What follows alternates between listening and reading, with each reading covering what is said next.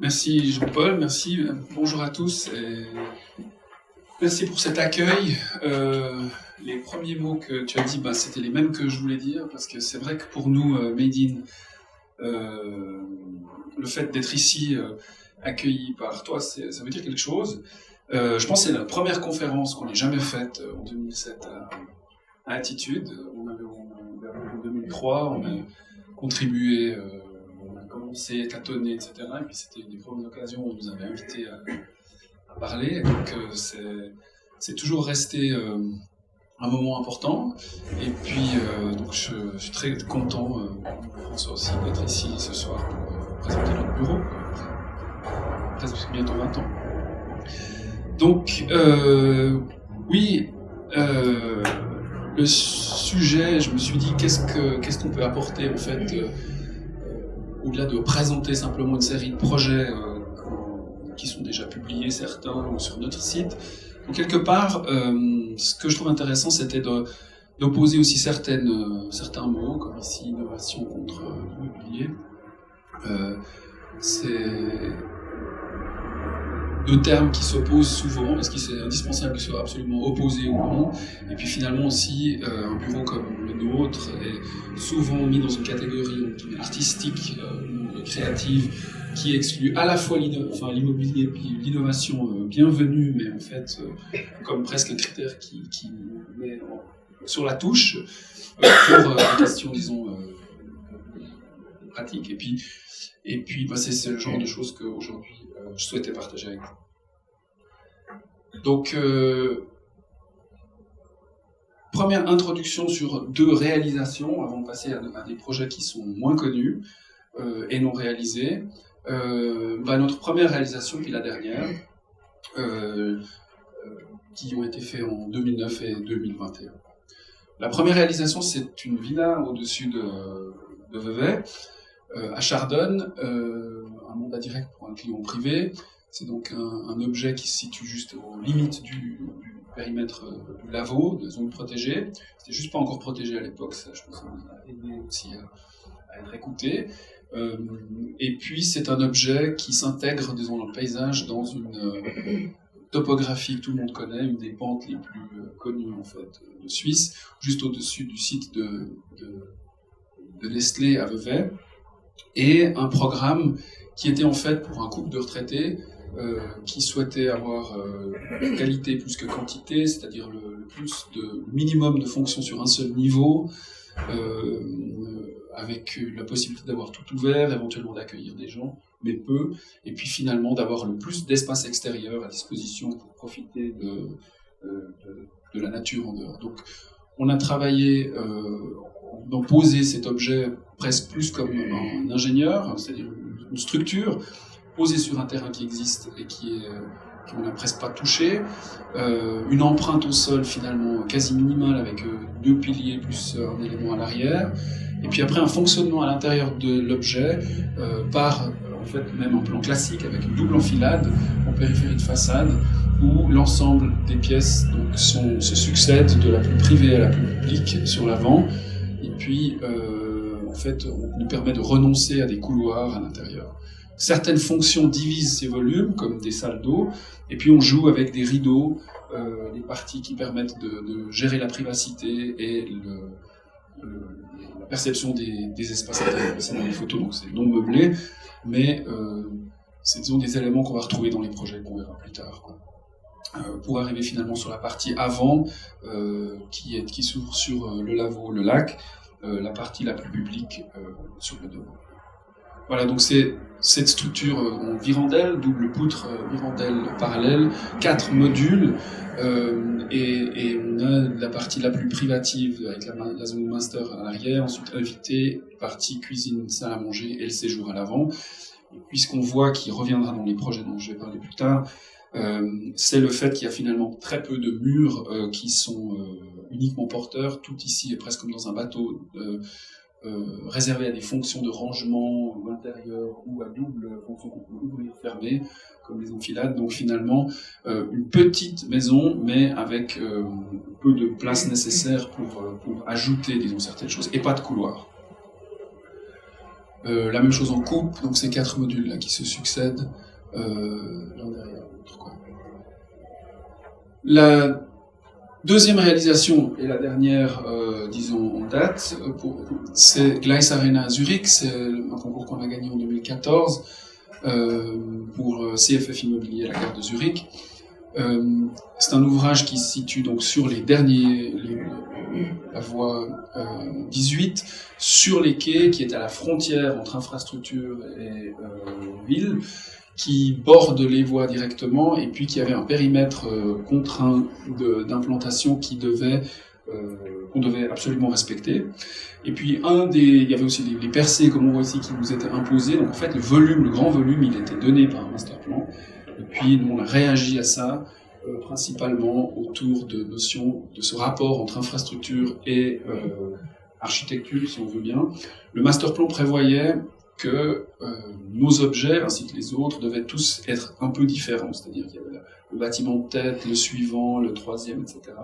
Devait avoir une identité légèrement différente pour créer une forme de multiplicité d'identité.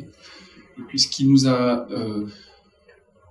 disons, ce que nous on a proposé, c'est de dire, nous on propose que cette diversité, elle ait lieu en reconnaissance des différentes façades et pas des différents objets. C'est-à-dire qu'il y a clairement une façade infrastructurelle qui répond à la grande échelle de la mer de voies de chemin de fer, et puis une autre qui, elle, est plus urbaine, qui est celle des bureaux qui répond aux bâtiments qu'on voit de l'autre côté. Puis en fait, on joue avec ces deux échelles, deux façades, une qui est celle de l'univers des trains, puis l'autre l'univers, disons, des bureaux, des surfaces commerciales, et puis des logements qui sont de l'autre côté. Et puis on a ici donc ce grand geste qui épouse à la fois la forme du quai, mais aussi qui démarre avec la pente donnée par les perrons présents. Donc c'est une prolongation en fait quelque part de ces perrons, quoi. Et puis on a justement la partie plus urbaine qui elle est une façade avec une profondeur différente, et puis on reconnaît un rythme et puis une échelle propre aux fonctions qui se trouvent à l'intérieur. À l'intérieur, on a eu la chance de faire la réalisation aussi pour la Fernfachhochschule Schweiz, dont mon collègue de quelques kilomètres ici, qui ont décidé de s'implanter à Zurich et puis d'avoir un lieu d'accueil pour l'enseignement à distance, mais encore une lieu de base, bien situé dans les gares. Et puis là, on a trouvé un maître d'ouvrage qui était aussi réceptif au fait de faire un intérieur qui réponde à son extérieur, à cet environnement. Ça a l'air tout bête, mais en fait, ce qu'on voit ici, il n'y a pas encore de meubles ou rien, mais on a pu intégrer toute la technique comme un élément qui serait vraiment une prolongation de la façade, des luminaires, du chauffage, etc. En plus, un bâtiment qui n'avait pas été conçu pour être une école, donc il y avait des grands enjeux de nombre de personnes, d'air et autres, énormément de technique. Et puis, ils ont ensuite meublé ça en gardant cet esprit très ouvert le long des façades, et puis avec des parties mobiles ou autres, ce qu'ont fait finalement très très peu de locataires des CFF à Zurich qui viennent copier-coller une esthétique même de mobilier corporate, sans tenir vraiment compte, que ça soit avec le mobilier ou les habillages intérieurs, de l'identité de l'architecture. Cet objet qui est aussi en résonance avec l'autre côté d'Europa Alley, et puis qui est construit sur un tunnel de S-Bahn, donc en fait quelque part de nouveau un terrain de jeu difficile, avec des questions structurelles importantes, de reprise de charge, de bruit et autres sur ce tunnel. Et puis les plans finalement totalement commerciaux, c'est-à-dire qu'avec les contraintes de liberté et flexibilité maximum pour les CFF, tout en ayant ce grand geste de la courbe reconnaissable.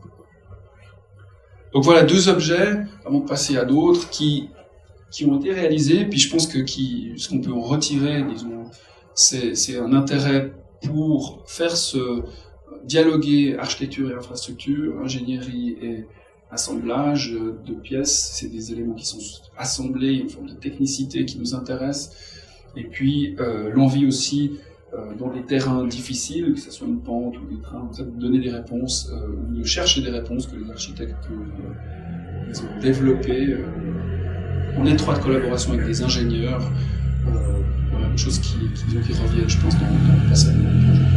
Alors, bon nombre d'autres projets qu'on a fait ces dernières 20 années, la chance d'être invité à des concours, très souvent pour la main publique, pour des objets, entre guillemets, représentatifs, musées, stades, etc. Et puis, ceux-ci sont des fois plus connus. On a eu la chance de faire plein de 2e, 3e prix, malheureusement pas le premier, c'est une fois les aléas disons, de conflits, enfin, de forces locales, mettons, quoi. Mais on a en parallèle de ça fait des concours de logement, toujours au fur et à mesure de nos parcours, et puis en fait qu'on a assez rarement publié, assez rarement montré, qui sont des fois pas toujours aboutis, mais qui m'ont semblé faire tout à coup de plus en plus de sens, pour différentes raisons qu'on va voir. Ça va du climat au fonctionnel, à des questions économiques, et aux enjeux qu'on a tous devant nous ces prochaines années. Donc, chaque concours, je vais me permettre de prendre à chaque concours quelques aspects, on ne peut pas les expliquer dans tous les recoins, c'est pas l'idée, mais c'est plutôt de voir une espèce de progression, puis un cheminement qui va nous amener vers les derniers thèmes, qui je pense sont intéressants à débattre aussi aujourd'hui. Le premier, c'est un concours à l'avenue de Morges, en 2009, pour des logements sociaux, où en fait les contraintes de plan, autres gabarits étaient relativement contraignantes, et puis un budget très serré. Et puis on s'est dit quel luxe on peut apporter à chaque appartement. Et puis la première chose qu'on s'est dit, on va faire que chaque appartement soit traversant, chaque pièce soit traversante, puis avoir en fait quelque chose de minimal qui fait que tout le monde puisse profiter de ce rapport, disons, lac, forêt qu'on trouve à Lausanne, entre le haut, le bas, entre les deux côtés, et puis au travers de cette image illustrer le fait que, en fait, on a vraiment cette transparence au travers d'un objet, et puis une domesticité donc, qui est entre ces deux côtés. Donc le plan, il se déploie autour du cours. On voit c'est des appartements relativement étroits qu'on peut ensuite agencer de manière flexible, plus ou moins grande, du 1 pièce et demi aux 4 pièces et demi, mais avec toujours la même idée et certaines logiques qu'on a ensuite, enfin qui nous ont semblé dès ce moment faire du sens. Et donc un des premiers éléments, c'est de séparer la circulation des ascenseurs et des escaliers. On le voit ici, on a donc le pointer ne marchait pas. Ils sont chaque fois séparés, et puis en fait, on s'est dit, mais de toute manière, on va devoir dépenser un certain budget pour des ascenseurs, et plutôt que de passer toujours par des coursives ou des éléments comme ça, on va donner à chaque habitant le luxe en fait, de pouvoir arriver directement au centre de l'appartement, au cœur de l'appartement, avec cet outil. Et ensuite, de déployer les appartements toujours avec un côté plus parental, un autre plus enfant, et puis au centre les pièces de vie commune, en minimisant les couloirs autant que possible. On voit que l'appartement il s'organise avec ce principe d'enfilade le long de la façade, certaines zones et des polarisations, enfin des thèmes qu'on a, qui étaient présents déjà dans la Villa Chardonne, et en fait un côté où la notion du couloir est réduite au strict minimum.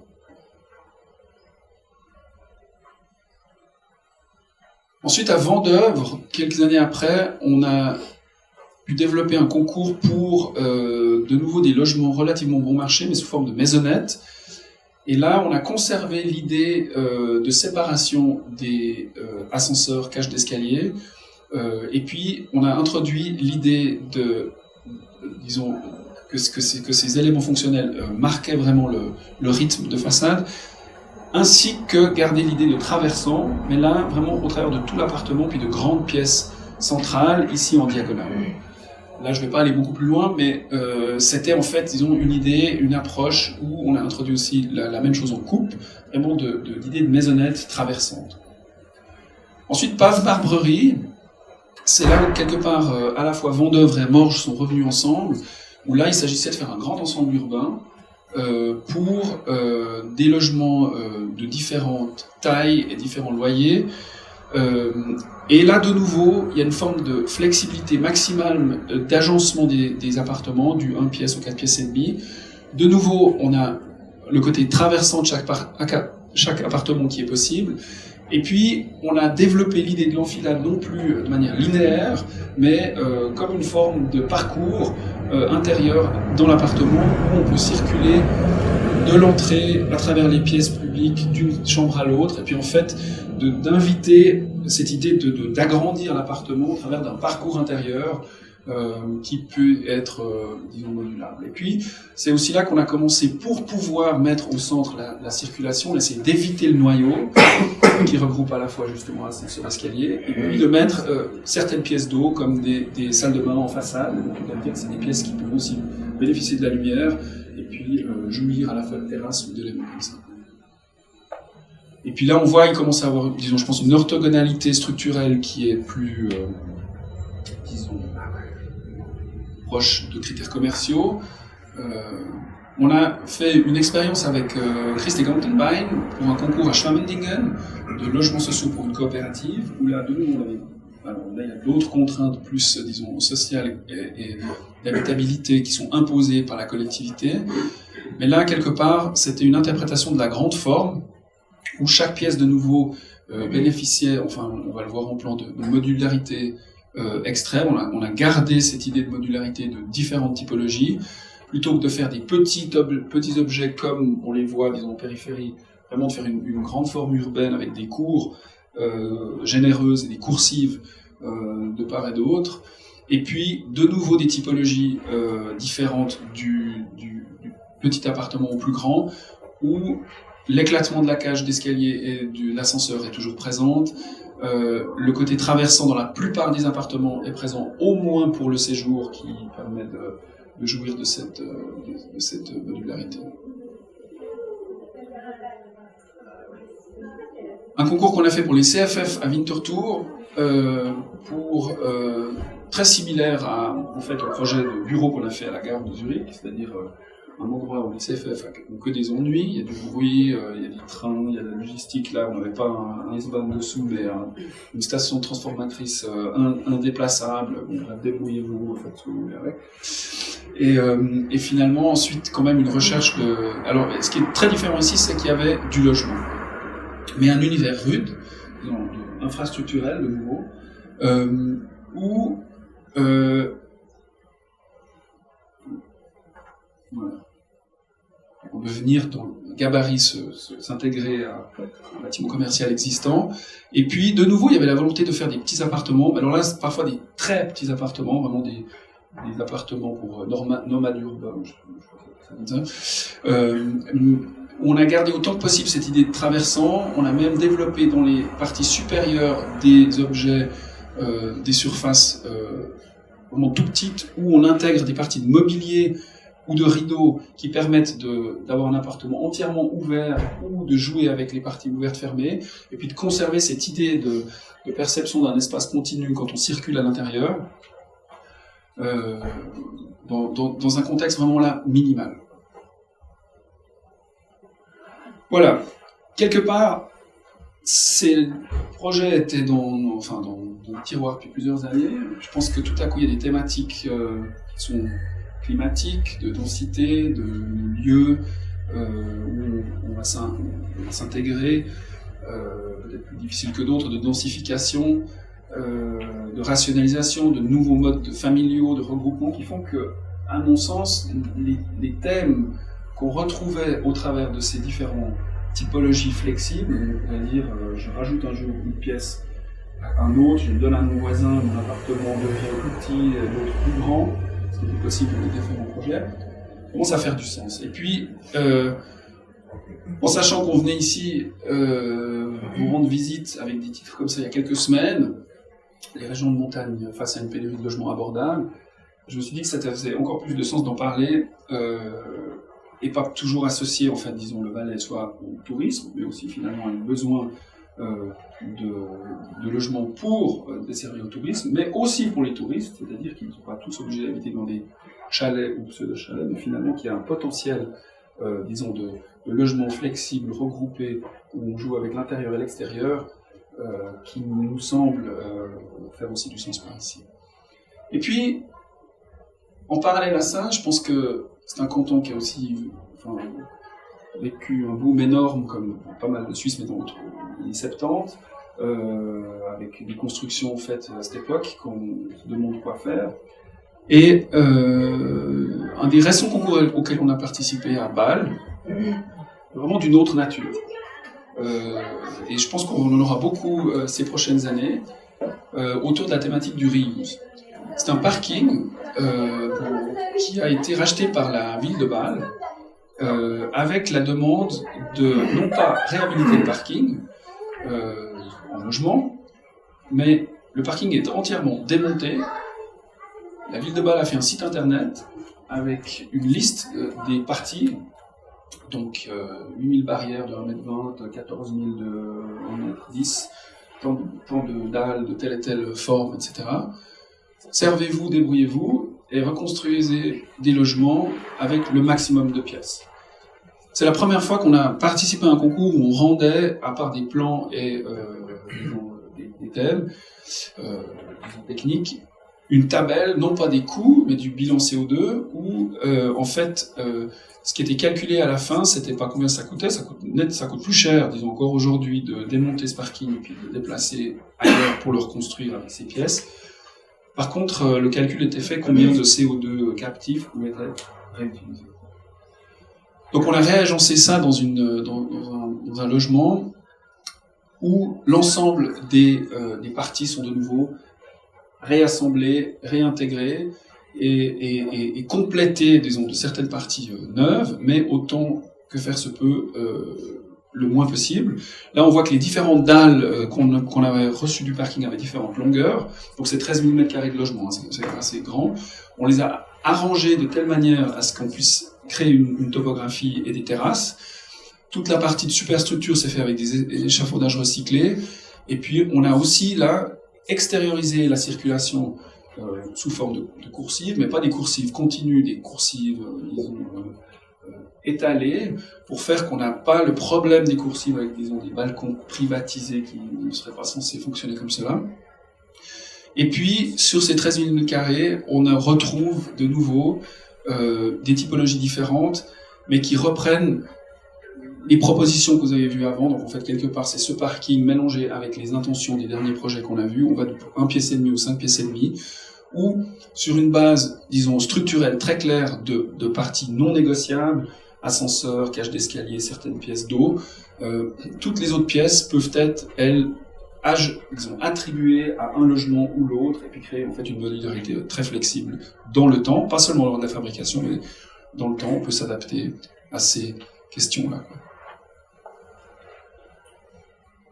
Puis une autre étude pour changer d'échelle qui a été faite il y a quelques années pour les CFF, où je pense que à Clarens, tout proche de Montreux, où j'ai mis simplement 2 images pour montrer qu'en fait ces thématiques de logement, plutôt que de les considérer toujours comme petits objets et différentes et typologies uniques, on peut très bien les assembler dans une générosité d'un socle continu avec des émergences différentes pour en fait permettre de la densification, mais garder des modules qui, eux, jouent à la fois avec les vues, le paysage, et puis une résonance, disons, dans une topographie plus difficile que simplement en plaine ou à Bâle, en l'occurrence.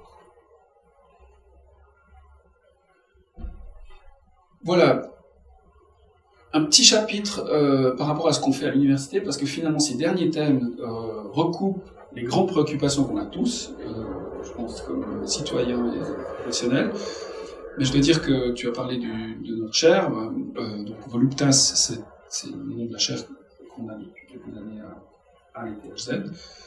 Et là également, on a développé, disons, ou invité nos étudiants, ici au travers de projets de diplôme, de master, de réinterpréter des chefs-d'œuvre de l'histoire, et de dire mais comment est-ce qu'on les reconstruirait, qu'est-ce qu'on peut en faire aujourd'hui, comment est-ce qu'on peut les réinterpréter sous l'aune de pas seulement des questions climatiques, mais aussi justement sociétales, de vie, de flexibilité. Puis là, on a un étudiant, balaisons au passage, Marc Delez, qui avait les Torres Blancas, un projet de 69 à Madrid, comme point de départ.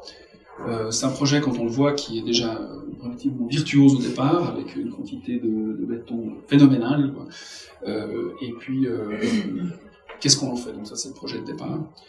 Et ce que Marc a proposé, c'est en fait de venir ajouter des éléments de mobilier flexibles ou de cloisons amovibles qui permettent toute une floraison de différentes vies au travers des différents appartements. C'est-à-dire d'éclater les limites d'hier, de garder tout ce qui est massif, structurel ou, disons, non négociable, et puis d'envisager certains parcours, certaines situations qui peuvent évoluer dans le temps. Je pense que c'est des questions qu'on aura tous demain avec des objets qui sont des fois difficiles à aimer. Les Torres Blancas, nous, architectes, sommes convaincus de leur qualité, mais il y en a pas mal qui trouvent que c'est des gros blocs en béton peu chatoyants.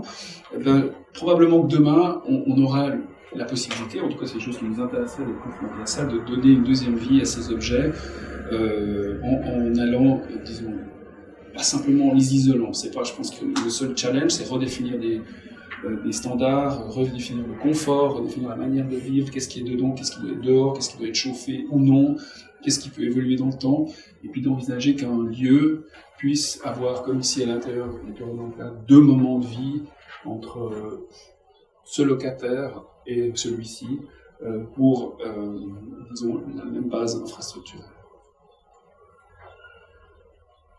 Voilà.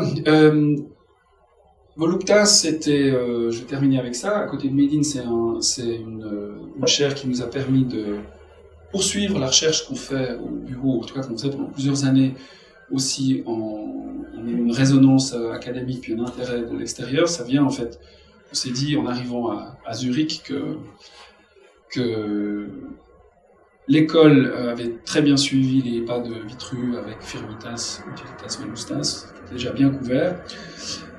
Qu'en Suisse, on savait déjà relativement bien faire tout ça. Par contre, il manquait des fois peut-être quelque chose qui était plutôt de l'ordre de la folie, du désir, d'aller au-delà du nécessaire. Et on a rajouté ce quatrième critère qui est Voluptas, qui est celui de l'envie de ne répondre pas qu'à un programme donné, mais d'imaginer un pas plus loin, et puis d'embrasser des questions qui sont de l'ordre culturel, qui sont de l'ordre...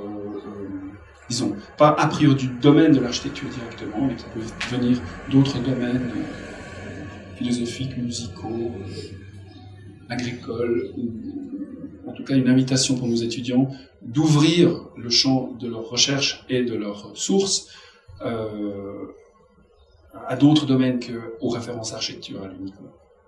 Et un des outils très importants qu'on a mis en place tous les semestres pour faire ça, c'est de leur apprendre qu'à notre sens, on est deux romans, on s'est dit on va quand même aussi leur faire partager ce qui, pour nous, fait aussi partie de la culture et disons, de ce qui fait partie de l'éducation, comme des éléments qui font partie de notre patrimoine, disons, traditionnel, roman par exemple. Et on organise chaque année une grande soirée à Zurich. On a la chance d'avoir un fromage du Val Lillier avec chaque fois un vigneron vaudois. On associe quand même des cantons ou valaisan. Et on fait l'hyperchèque en été pour en fait montrer que on parle relativement sérieusement pendant tout le semestre, mais on s'engage aussi à ouvrir le spectre, disons, à des notions beaucoup plus festives et rigolotes. Je ne pouvais pas venir chez vous sans pouvoir une fois placer ça, et je pense qu'il n'y a absolument personne qui s'intéresse autrement. Je vous remercie.